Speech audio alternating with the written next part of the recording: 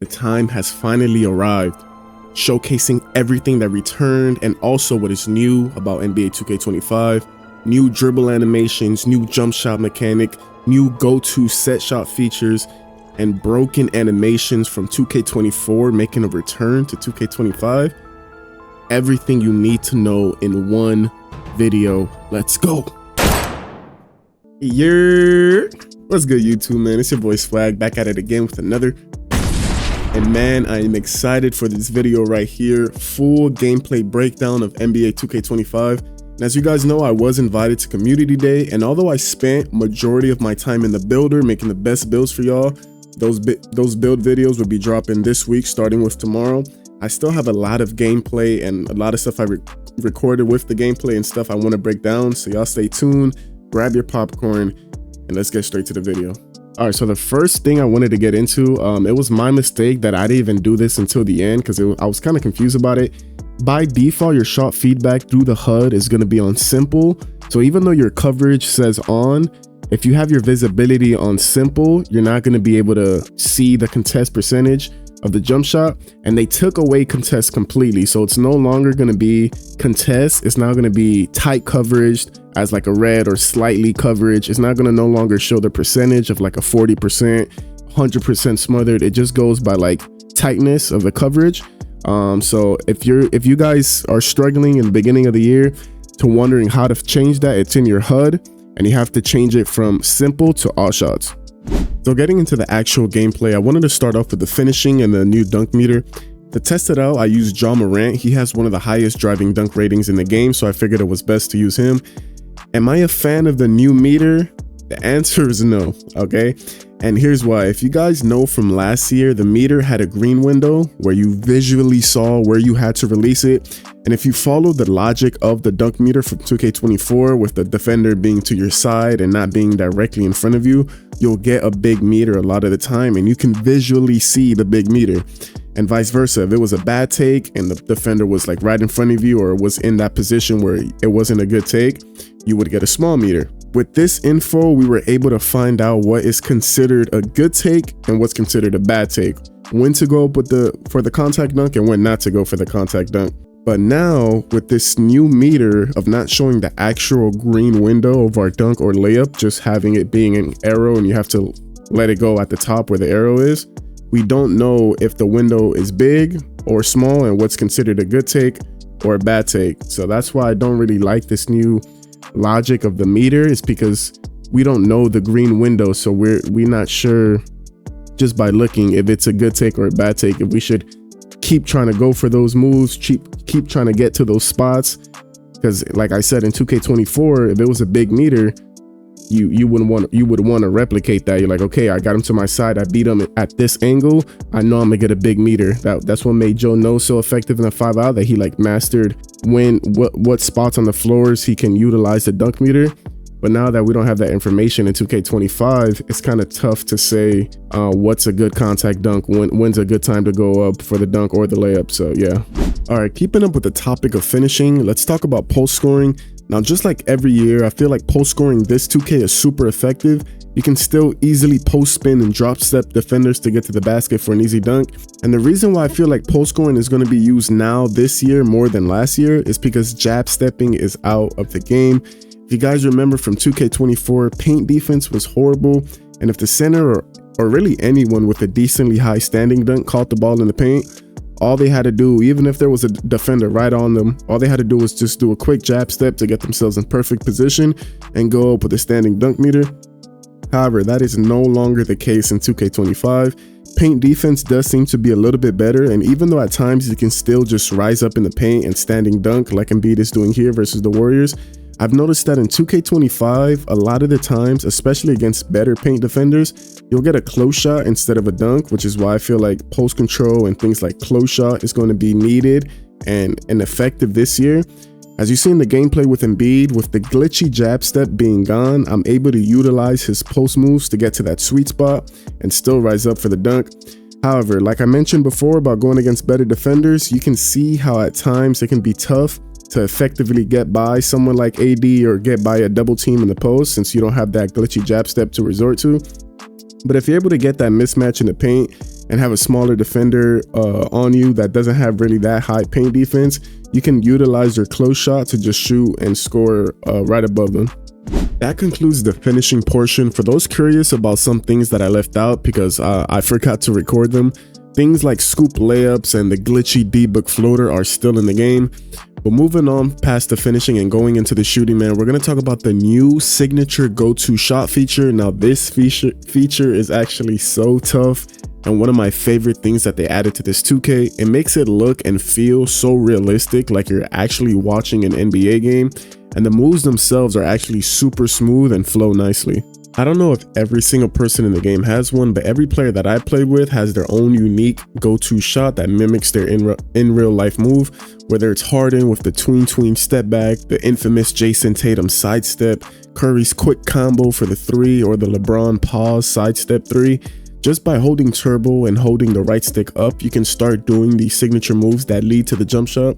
And the best part is that if you don't want to go through with the jump shot, you can cancel out of it at any time and continue to combo your moves, leaving your defender confused as to when you're actually going to attempt to shoot. The next thing I want to talk about is the new rhythm shooting feature. You activate this by shooting with the right stick in a motion that follows the actual shot motion of the player you're shooting with. I know it sounds a little confusing, but let me break it down. So without turbo, let me emphasize that because I know a lot of people, especially at community day, were kind of confused as to why they were getting like hop jumpers and not activating the new feature. So with no turbo, you hold down on the right stick, and as the motion of the jump shot reaches its release point, you want to then move the right stick up from, like, you should be holding it down, leave it held down, and as your guy's shooting the ball, once it gets to like that release point where you want to let it go, then you're going to go the right stick from down to up.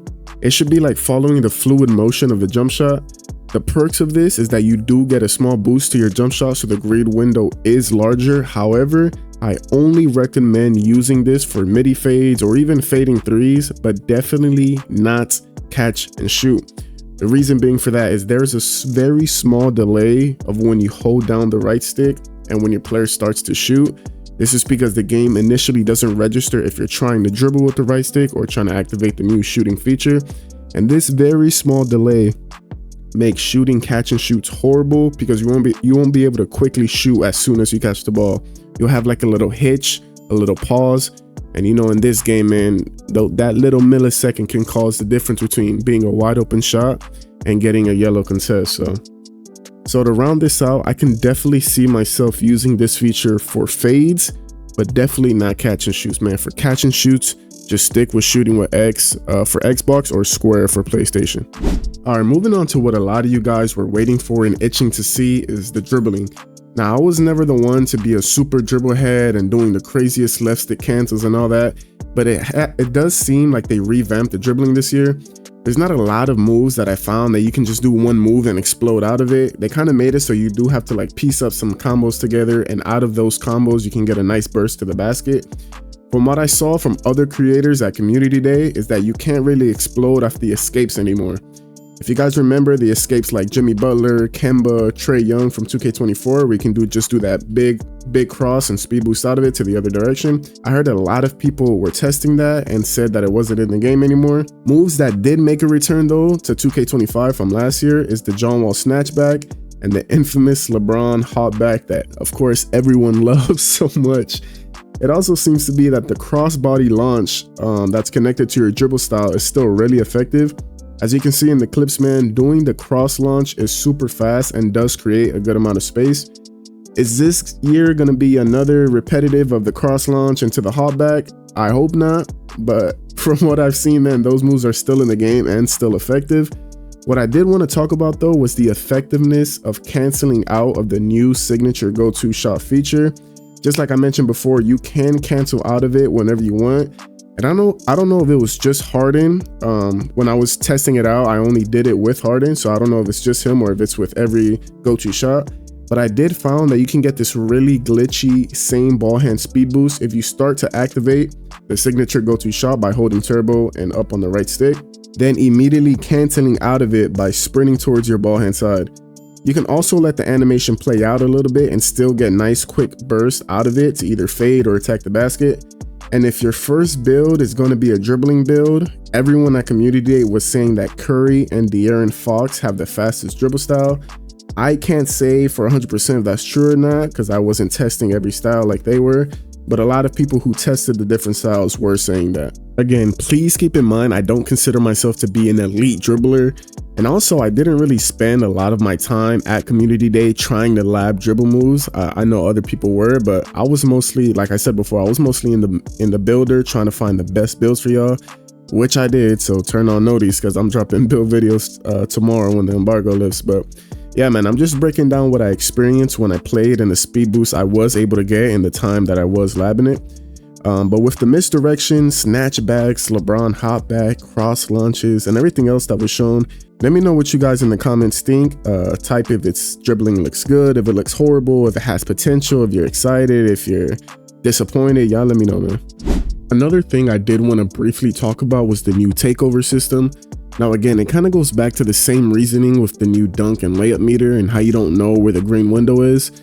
Well, in all the play now games that I played, I never got takeover once. Now looking back, a strategy I could have done and that I should have done was just put the difficulty on like rookie and just shoot crazy threes with Curry over and over again to see how the takeover will activate, but I didn't think of that at the time. But just off my experience and how I was scoring a lot with Embiid and even getting block shots and rebounds and still not having any type of takeover or takeover perk pop up, that tells me that takeover is not going to be something that you can just easily get like in 2K24. If you guys remember back in 24, man, the PG can literally be 2 for 9, 2 turnovers, a foul, and somehow with just a couple assists can have takeover. It was very frustrating. I never liked that aspect of the game. So it seems like this year you're gonna really have to perform well to have the max takeover. And I know from the interview 2K dropped a while ago that takeover has 5 tiers, and as you go up in tiers during the game, you get bigger boosts towards your ratings. But I just wish, just like the dunk and layup meter, that you can visually see the progress and where you're at so you know how much of a boost you're actually getting. Because in my mind, I'm thinking of situations where you're playing really good, you feel like you're almost at max takeover, you're going crazy, and then you get your shot blocked and you get a TO. Now, do you lose all your takeover? Did you only lose a little? When you can't visually see the effects that it makes, it's hard to know how to properly utilize it. My hope is that in the real full version of the game, because as you guys know, the community day version that we played was just like a separate version. It wasn't really the full 2K24 game. It was just like a community day version. So my hope is that the full version of the game will be able to see that information on the screen, but I guess we won't know until release day. Moving on to another topic a lot of y'all might have been waiting for, the defense. Now, is it good? Is it bad? How are lane steals? Does the court actually feel bigger? I got y'all boys, man. So from the few play now games that I did play focusing on defense, a lot of my play now games were spent getting stuff like contact dunks with Ja and post scoring clips with Embiid, dribbling with Brunson and Harden. So there wasn't that much time spent on specifically testing the defense. But the games that I did focus on defense, it seemed really smooth and responsive, especially for the on-ball aspect. I don't know if it's new to this specific 2K or if they had it in 24, but this year you can flick your right stick to a side where you think your opponent is going, and you'll get like a nice lunge animation to that side. So if you do guess correctly, you'll beat the ball handler to that spot and get a nice bump animation to stop them in the tracks. But vice versa as well, if you guess wrong, then you'll just open up an easy lane for your opponent to take. Another thing that I noticed is that you get rewarded more this year for blitz and bump steals. I know in 2K24 it would feel like the ball would just sometimes go right through your body, but in the few times that I did attempt them, if I timed it correctly and had the positioning, I got the bump steal almost every time. So ball handlers do need to be more cautious than ever. And as far as lane steals, again, there wasn't that much times I was able to test this, but the times that the ball was headed my direction and I went for it, it felt easy to get. And this was, mind you, this was with Draymond, which I end up, as you guys see in the clip, which I end up checking his steal and interceptor badge because it did feel so easy to get. I wanted to know what his ratings was. And he only has a 53 steal and bronze interceptor. So just off that, I can only imagine how crazy Hall for legend interceptor might be. Also, when I was trying to when I was doing pick and roll with Embiid and trying to throw the roll to Embiid to like mash in the paint versus the AI, they were just hawking the passes a lot of the times. LeBron, AD, stealing the slip a lot of the times. Mind you, it is the AI, but I do think lane steals are going to be effective and easier to get when you're in position this year, especially with the higher steal ratings. And I kind of mentioned this in the beginning of the video with the contest system, but it was said by Mike Wang that the contest would depend on where your body is positioned. I see this as both a good thing and a bad thing because it would reward a lockdown for being right in the shooter's face and being pressed up on him. But what happens when it's a small guard using screens? This is just where my mind goes. Even if you're only a couple feet away, are you not going to be able to get a good contest anymore? Like if you reach out at him last second. And this also falls back to the new contest system not showing percentages anymore, because a 6% last year was a yellow contest, but so was a 40. And a 6% contest can be seen as still a good shot, while a 40% contest is not a good shot to be taking. So with these clips that you're watching, I was just trying to shoot random shots and see what contest I was getting. Now the Patty Mills shot does have me scared just a little bit, because it does look like in some cases the shot isn't getting as contested as it should be, just like last year. But we'll just have to wait and see how it is on launch day when everyone has their builds and everyone's playing. I wanted to keep everything in order, starting from the breakdown of finishing, then shooting, then playmaking, and then ending all for defense. But one topic that I wanted to cover that I forgot to earlier is the new high risk reward shooting feature. As you see, that's what I'm using right now. And if you consider yourself a competitive player, this is what you're going to want to use 100%. Now, high risk reward option basically ties everything to your jump shot timing. It doesn't matter if you have a 99.3 with every legend badge in the game. If you time your jump shot wrong, you're most likely going to miss the shot. But vice versa, this can make someone with a low 3 ball and low badges still very effective and consistent from 3 if they master their jump shot and their timing. Another option they have is normal risk reward, which says it's the most similar to previous 2Ks. So if maybe you're struggling with the high risk and can't seem to get your jump shot down packed, maybe try using normal risk for a little while until you can eventually get to that high risk. Then there's low risk reward, which your timing of the jump shot isn't as big as a factor, but more so your rating and how open you are. I see this mode, or not mode, but I see this option being used mostly for casuals with high three ball builds who don't really play the game and struggle to time their jump shots. I don't recommend this for anyone who plays the game like seriously or competitively, because with this low risk option, it would be tough to shoot with a lower 3 ball. And even if you have a high 3 ball, it would be tough to make any type of those tough contested shots. Then there's also a difficulty based option, which I don't think will be an actual option in online game modes, but even if it is, I don't recommend using that at all. But as you can see, man, stacking the high risk reward with someone like Curry, who has a 99.3 and Hall of Fame shooting badges, makes it so that he can consistently green from basically almost half court. This makes you pretty much have an idea of how far competitive players with Legend Limitless on their build and high risk reward equipped can actually shoot from. And that's everything I got for y'all, man. Let me know in the comments what y'all think about the gameplay of 2K25 and all the new features that they added. If you enjoyed the video, man, don't forget to subscribe, hit that like button, and turn on notifications, because I'm going to be locked in with content this 2K, man. And like I mentioned during the video, build videos I lab from my time at Community Day will be dropping all this week, starting with tomorrow, so y'all stay tuned. But until next time, man, I appreciate y'all. God bless. Peace.